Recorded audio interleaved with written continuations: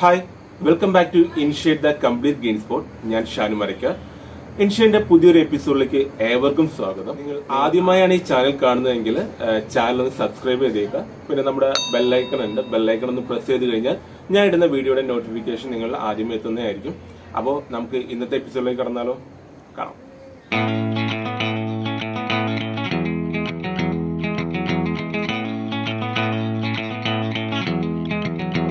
ഇന്ന് നമ്മൾ പരിചയപ്പെടാൻ പോകുന്നത് രണ്ട് ടൈപ്പ് ഹാങ്ങിങ് പ്ലാന്റ്സ് ആണ്.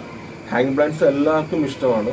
നമ്മുടെ ഗാർഡനെ അത്രയ്ക്കും മനോഹരമാക്കുന്നതിൽ ഏറ്റവും നല്ലൊരു പങ്ക് ഹാങ്ങിങ് പ്ലാന്റ്സ്. പരിചയപ്പെടുത്താൻ പോകുന്ന ഹാങ്ങിങ് പ്ലാന്റ്സ് ഒന്ന് ബേബി സൺറോസും രണ്ടാമത്തത് പൈപ്പർ ഒർണാട്ടം എന്നൊരു ചെടിയുമാണ്. ഇത് എല്ലാവർക്കും അറിയാം. അപ്പോൾ അതിന്റെ കെയറിങ്ങും അതിന് എന്തൊക്കെ ഫെർട്ടിലൈസ് കൊടുക്കണം, അതെങ്ങനെ നമുക്ക് പ്രൊപ്പഗേറ്റ് ചെയ്യാം എന്നീ കാര്യങ്ങളായിരിക്കും ഞാൻ ഇന്നത്തെ എപ്പിസോഡിൽ നിങ്ങളോട് ഷെയർ ചെയ്യുന്നത്. അപ്പോൾ നമുക്ക് വീഡിയോയിലോട്ട് പോകാം. അപ്പോൾ നമുക്ക് ആദ്യത്തെ ചെടി പരിചയപ്പെടാം. ആപ്റ്റേനിയ കോഡിഫോളിയാണ്. ആപ്റ്റേനിയ കോഡിഫോളിയ എന്ന് പറയുമ്പോൾ നമുക്ക് ഇവിടെ കോമൺ ആയിട്ട് പറയുന്നത് ബേബി സൺറോസ് എന്നാണ്. ഈ ബേബി സൺറോസ് രണ്ട് ടൈപ്പ് ഉണ്ട്, നോർമൽ ഉണ്ട്, വെരിഗേറ്റഡ് ടൈപ്പും ഉണ്ട്. ഇതിന് പല കളേഴ്സ് ഫ്ലവറിങ് വരുന്ന ചെടികളും ഉണ്ട്. പക്ഷെ നമുക്ക് ഇവിടെ കേരളത്തിൽ അല്ലെങ്കിൽ ഇന്ത്യയിൽ എനിക്ക് തോന്നുന്നു അവൈലബിൾ ആയിട്ടുള്ളത് ഒരു മജന്ത റെഡ് ഷെയ്ഡിലോട്ട് വരുന്ന ഈ ഒരു കളറ് മാത്രമാണ് അവൈലബിൾ ആയിട്ടുള്ളൂ എന്ന് എനിക്ക് തോന്നുന്നു. ഇത് എൻ്റെ തോന്നലാണ്, ഞാൻ കണ്ടിട്ടില്ല, അതുകൊണ്ടാണ്.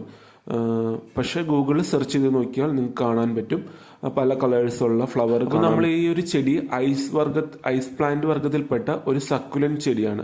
അപ്പോൾ നിങ്ങൾ വിചാരിക്കും സക്കുലന്റ് ചെടി ആകുമ്പോൾ ചിലപ്പോൾ എല്ലാവർക്കും അറിയാം സക്കുലന്റ് ചെടി പെട്ടെന്ന് എല്ലാവർക്കും നശിച്ചു പോകും, പിടിച്ചു കിട്ടാനൊക്കെ വളരെ ബുദ്ധിമുട്ടാണ്. അപ്പോൾ അങ്ങനൊരു പ്രയാസമോ കാര്യങ്ങളോ ഒന്നുമില്ല ഈ ചെടി വളർത്തിയെടുക്കാൻ വേണ്ടി. നമ്മൾ അതിൻ്റെ പോട്ടിംഗ് മിക്സ് ഒന്ന് തയ്യാറാക്കുമ്പോൾ ഒന്ന് ശ്രദ്ധിച്ചാൽ തീരാവുന്ന പ്രശ്നങ്ങൾ. പോട്ടിംഗ് മിക്സ് എങ്ങനെ ആദ്യം തയ്യാറാക്കുന്നത് നോക്കാം. ഞാൻ രണ്ട് രീതിയിലാണ് ഈ ഒരു പ്ലാന്റ്സിന് വേണ്ടി പോട്ടി മിക്സ് തയ്യാറാക്കിയിട്ടുള്ളത്. ആ രണ്ടിലും എനിക്ക് നല്ല രീതിയിൽ തന്നെ ഈ പ്ലാന്റുകൾ വളർന്ന് കിട്ടിയിട്ടുണ്ട്. അപ്പോൾ ആദ്യത്തെ ഞാൻ പരീക്ഷിച്ച പോട്ടി മിക്സ് രീതി ഒരു 60% മണ്ണും ഒരു 20% മണലും ഒരു 20% ചാണകപ്പൊടി മിക്സ് ചെയ്തിട്ടാണ്. കാരണം ഈ ഒരു ചെടിക്ക് നല്ലതുപോലെ വെള്ളം നമുക്ക് വാർന്ന് പോകണം, എന്നുവെച്ചാൽ വെള്ളം കെട്ടിക്കിടക്കാൻ പാടില്ല. അതാണ് ഇതിനകത്ത് ഏറ്റവും വലിയ ശ്രദ്ധിക്കേണ്ട ഒരു കാരണം എന്ന് വെച്ചാൽ. കാരണം ഇതിൻ്റെ തണ്ടുകൾ പെട്ടെന്ന് ചീഞ്ഞ് പോകാൻ, അങ്ങനെ ചീഞ്ഞ് കഴിഞ്ഞാൽ തന്നെ ചെടികൾ പെട്ടെന്ന് മൊത്തം നശിച്ചു പോകും. നമ്മൾ വെള്ളം ഒഴിക്കുമ്പോൾ തന്നെ അത് താഴോട്ട് പോകുന്ന രീതിയിൽ വേണം അങ്ങനത്തെ ഒരു പോട്ടി മിക്സ് ആയിരിക്കും തയ്യാറാക്കണേ. അതിന് വേണ്ടിയിട്ടാണ് നമ്മൾ മണൽ മിക്സ് ചെയ്യുന്നത്. കാരണം മണൽ മിക്സ് ചെയ്ത സോയില് ഇങ്ങനെ കട്ട പിടിക്കാതെ വെള്ളം ഒഴിക്കുമ്പോൾ വാർന്ന് പോയിക്കോളും. പിന്നെ വേരോടാനൊക്കെ നല്ലപോലെ അതിന് അടുത്തൊരു പോട്ടി മിക്സ് ഞാൻ തയ്യാറാക്കി നോക്കിയത് നമ്മുടെ ചകിരിച്ചോറും ചാണകപ്പൊടിയും മാത്രം മിക്സ് ചെയ്തിട്ടൊരു പോട്ടി മിക്സിലും ഞാനിത് വളർത്തി നോക്കി. അതിലും വളരെ നല്ലതായിട്ട് ഈ ഒരു ചെടി വളർന്നു വരുന്നതായിട്ട് കണ്ടു. രണ്ടിലും നല്ലപോലെ തന്നെ ബുഷിയായിട്ട് വളരും. ബുഷിയായിട്ട് വളരാൻ വേണ്ടി നമ്മൾ അതുപോലെ പ്ലാന്റ്സ് നടുന്ന രീതിയും ശ്രദ്ധിച്ചു കഴിഞ്ഞാൽ നല്ല ബുഷിയായിട്ട് തന്നെ വളരും. പിന്നെ ഈ ഒരു ചെടിക്ക് ഞാൻ യാതൊരു രീതിയിലുള്ള വളങ്ങളോ ഒന്നും തന്നെ കൊടുക്കുന്നില്ല. കാരണം അതിൻ്റെ ആവശ്യമില്ല ഈ ഒരു ചെടിക്ക്. യാതൊന്നും നിങ്ങൾ വളങ്ങളായിട്ടൊന്നും കൊടുക്കേണ്ട കാര്യമില്ല. കാരണം അല്ലാതെ തന്നെ, കാരണം നമ്മൾ ആ ചാണകപ്പൊടി മാത്രമാണ് ഞാൻ ആ പോട്ടി മിക്സ് തയ്യാറാക്കിയപ്പോൾ കൂടെ കൊടുത്തിട്ടുള്ളൂ. അത് മാത്രം മതി. അത് ഒരു കുറച്ച് നാൾ കഴിയുമ്പോൾ നിങ്ങൾക്ക് ഒന്നല്ലെങ്കിൽ ചാണകപ്പൊടി ഇട്ട് കൊടുക്കുകയോ ഇളക്കി ഇട്ട് കൊടുക്കുകയോ അങ്ങനെ വല്ലതും മാത്രം ചെയ്താൽ മതി. അല്ലാതെ വേറൊന്നും ഒരു വളങ്ങൾ പ്രത്യേകിച്ച് ഇതിന് കൊടുക്കണ്ട. ഈ ഒരു ചെടിക്ക് ഒരു സക്കുലന്റ് വർഗ്ഗത്തിൽപ്പെട്ടുകൊണ്ട് നമ്മളതിനെ കൂടുതൽ ഫെർട്ടിലൈസ് കൊടുത്ത് അതിനെ നശിപ്പിച്ച് കളയരുത് ഒരിക്കലും.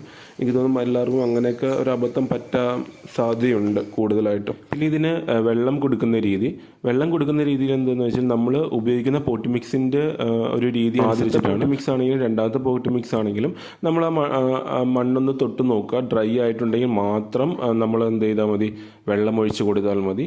അല്ലെന്നുണ്ടെങ്കിൽ ഞാൻ വെള്ളം കൊടുക്കുന്നത് 1-2 കൂടുമ്പോൾ മാത്രമാണ് വെള്ളം കൊടുക്കാറുള്ളൂ. പിന്നെ നമ്മളിത് വെക്കുന്നത് നല്ല സൂര്യപ്രകാശം, നല്ല വെളിച്ചം കിട്ടുന്ന സ്ഥലത്ത് മാത്രം വെക്കുക.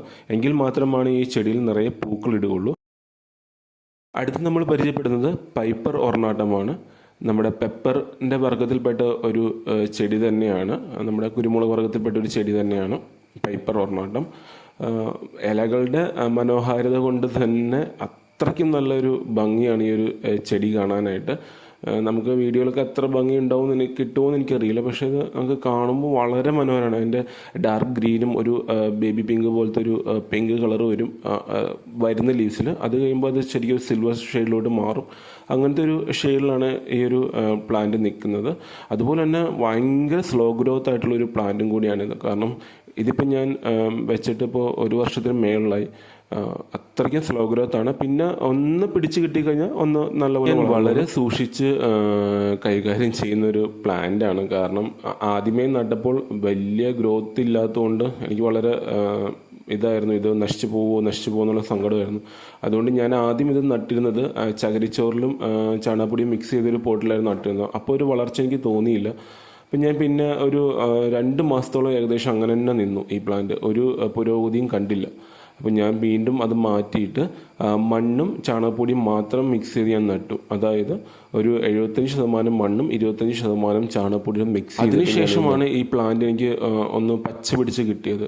അപ്പോൾ എനിക്ക് സക്സസ് ആയത് മണ്ണും ചാണകപ്പൊടിയും ചെയ്ത ഒരു പോട്ടി മിശ്രിതമാണ് ഈ ഒരു ചെടിക്ക് എനിക്ക് കൂടുതൽ നന്നായി തോന്നി. കാരണം എൻ്റെ കയ്യിൽ ഒരു പ്ലാന്റേ ഉള്ളൂ. ഞാനത് ഇപ്പോഴാണ് ഒന്ന് പ്രൊപ്പഗേറ്റ് ചെയ്ത് വെച്ചേക്കുന്നത്. ഈ ഒരു ചെടിക്കും ഞാനും യാതൊരു വളം ഇതുവരെ ചെയ്തിട്ടില്ല. അന്ന് കൊടുത്ത ചാണകപ്പൊടി മാത്രമേ ഉള്ളൂ. ഈ 1 വർഷമായിട്ടും ഞാൻ അതിൽ വേറെ ചാണകപ്പൊടി കൊടുക്കുകയോ വേറെ ഒന്നും ചെയ്തിട്ടില്ല. ഞാൻ പറഞ്ഞില്ല, എനിക്ക് ഒരു ടെൻഷൻ കൊണ്ടാണ് ചെടി നഷ്ടപ്പെട്ട് പോകുമെന്ന് ഓർത്തിട്ടാണ് ഞാൻ ഇതുവരെ ഒന്നും കൊടുക്കാതിരിക്കുന്നത്. അപ്പോൾ അതുകൊണ്ട് എനിക്കിതുവരെ യാതൊരു പ്രശ്നവും വന്നിട്ടില്ല. ഇപ്പം നല്ലപോലെ വളർന്നു വരുന്നുണ്ട്. പിന്നെ നമ്മളിതിൽ ശ്രദ്ധിക്കേണ്ട കാര്യം എന്താണെന്ന് വെച്ചാൽ ഇത് വെക്കുന്ന രീതി. അതായത് ഞാൻ വെച്ചിരിക്കുന്നത് നല്ല വെളിച്ചം എന്ന് വെച്ചാൽ നല്ല പ്രകാശം കിട്ടുന്ന അന്ന് ഒട്ടും വെയിൽ തട്ടാത്ത ഒരു സ്ഥലത്താണ്. ഇതിൽ എനിക്ക് തോന്നുന്നു ഒട്ടും വെയിൽ വേണ്ട എന്നാണ് എനിക്ക് തോന്നുന്നത്. വെയിലെന്ന് വെച്ചാൽ പക്ഷേ നല്ല വെളിച്ചം കിട്ടണം. നല്ല വെളിച്ചം കിട്ടിയാൽ മാത്രമാണ് ഇലകൾക്ക് ആ ഒരു കളർ വരുള്ളൂ. അല്ലെന്നുണ്ടെങ്കിൽ അതിന് ഇലകൾക്ക് ആ ഭംഗി വരില്ല. ഒരു ലൈറ്റ് ഷെയ്ഡിലോട്ട് പോവും. അതിൻ്റെ ആ പിങ്ക് കളറൊന്നും വരണമെന്നില്ല. അത് ലൈറ്റ് ഗ്രേ ആയിട്ട് തന്നെ എപ്പോഴും നിൽക്കാം. ആ വരുന്ന പുതിയ ഇലകളുടെ ഒരു ഭംഗി നമുക്ക് അത്രയ്ക്കും നല്ലൊരു ഭംഗിയാണ്. അതിൻ്റെ ഒരു കളർ വേരിയേഷൻ നല്ല വൈബ്രൻ്റ് ആയിട്ടൊരു കളറും ആയിരിക്കും. അപ്പോൾ അത് കിട്ടുന്നുണ്ടെങ്കിൽ നല്ല വെളിച്ചം കിട്ടുന്ന ഒരു സ്ഥലത്തായിരിക്കണം. എന്നാൽ ഇളം സൂര്യപ്രകാശം തട്ടുന്നതുകൊണ്ട് കുഴപ്പമൊന്നുമില്ല. എനിക്കറിയില്ല, ഞാൻ വെച്ചിരിക്കുന്ന പ്ലേസിൽ അങ്ങനെയൊന്നും തട്ടുന്നില്ല. വെട്ടം മാത്രമേ കിട്ടുള്ളൂ. നല്ല വെട്ടം കിട്ടുന്ന സ്ഥലത്താണ് ഞാൻ വെച്ചിരിക്കുന്നത്. പിന്നെ നമുക്കിതിൻ്റെ ഞാൻ വെള്ളം കൊടുക്കുന്നത് ആഴ്ചയിൽ അതായത് 1 ദിവസം മാത്രമാണ് ഞാൻ വെള്ളം കൊടുക്കാറ്. പിന്നെ ഞാൻ വെള്ളം കൊടുക്കും. ചിലപ്പോൾ നോക്കുമ്പോൾ മണ്ണ് ഡ്രൈ ഇങ്ങനെ ഇലകളൊക്കെ ഒന്ന് കുഴയുന്ന രീതി പോലെ വരും. നമുക്കത് മനസ്സിലാവും. അപ്പം മാത്രമാണ് ഞാൻ പിന്നെ വെള്ളം ഒഴിച്ച് കൊടുക്കുന്നത്. എല്ലായ്പ്പോഴും ചിലപ്പോൾ ഞാൻ അങ്ങനെയാണ് ചെയ്യുന്നത്. ഇത് വെള്ളം കൂടിയിട്ട് നഷ്ടപ്പെടേണ്ട എന്ന് വിചാരിച്ചിട്ട് മാത്രമാണ് ഞാൻ അങ്ങനെ ചെയ്യുന്നത്. ഇപ്പോൾ എൻ്റെ മണ്ണ് നോക്കിയാൽ അറിയാം, ഇപ്പോഴും ഡ്രൈ ആയിട്ടാണ്. ഞാൻ വെള്ളം കൊടുക്കണില്ല, ഇന്നും കൊടുക്കുന്നില്ല. ഇപ്പോൾ മഴക്കാലം ആയതുകൊണ്ട് കൂടുതൽ ഒരു അന്തരീക്ഷത്തിൽ തണവുള്ളതുകൊണ്ട് അതിന് കൂടുതൽ വെള്ളം വേണ്ടി വരില്ല എന്നാണ് ഒരു വിശ്വാസം. ഇപ്പോഴും നല്ല ഫ്രഷ് ആയിട്ട് തന്നെ നിൽക്കുന്നുണ്ട്. അതുകൊണ്ട് ഞാൻ വെള്ളം കൊടുക്കുന്ന രീതിയാണ്. പ്രൊപ്പഗേഷൻ ഞാൻ ഇപ്പോഴാണ് ചെയ്തത്. ഒന്ന് പ്ലാന്റ് പിടിച്ച് കഴിഞ്ഞ് ഒന്ന് കയറി വന്നപ്പോൾ മാത്രമാണ് ഞാൻ ഒരു ഇലയിൽ നിന്ന് അടുത്ത ഇല വരുന്നത് നല്ല സ്റ്റെമ്മിൽ നല്ലൊരു അകലമുണ്ട്. ആ അകലത്തിൻ്റെ അവിടെ നിന്ന് എല്ലാ ഇലയുടെ ആ നോഡിൻ്റെ അവിടെ നിന്ന് ശരിക്കും വേരുകൾ വരുന്നുണ്ട്. അപ്പം ഞാൻ ആ ഒരു 2ൻ്റെ ഗ്യാപ്പിൽ വെച്ചിട്ടാണ് ഒരു സ്റ്റെം കട്ട് ചെയ്തിട്ടാണ് പ്രൊപ്പഗേറ്റ് ചെയ്ത് വെച്ചേക്കുന്നത്. അതിൻ്റെ വിശദമായ വീഡിയോ ഞാൻ പിന്നെ ഇടാം. കാരണം ഇപ്പോൾ 2 പ്ലാന്റിൻ്റെ ഡീറ്റെയിൽസ് വരുന്നതുകൊണ്ട് വീഡിയോ കുറച്ച് ലെങ്ത് ആവാൻ സാധ്യതയുണ്ട്. അപ്പോൾ വിശദീകരിച്ചിട്ടുള്ള അതിൻ്റെ പ്രൊപ്പഗേഷൻ രീതി ഞാൻ കാണിച്ചു തരാം. പിന്നെ അടുത്തൊരു എപ്പിസോഡിൽ ഇടുന്നതായിരിക്കും. അപ്പോൾ ഇങ്ങനെയാണ് ഞാൻ പ്രൊപ്പഗേറ്റ് ചെയ്തേക്കുന്നത്. സ്റ്റെമ്മ് ഈ ഒരു ഗ്യാപ്പിനുള്ളിൽ ഇത്രയൊക്കെയാണ് ഞാൻ ഈ ഒരു പ്ലാന്റിൽ ചെയ്യാറുള്ളൂ.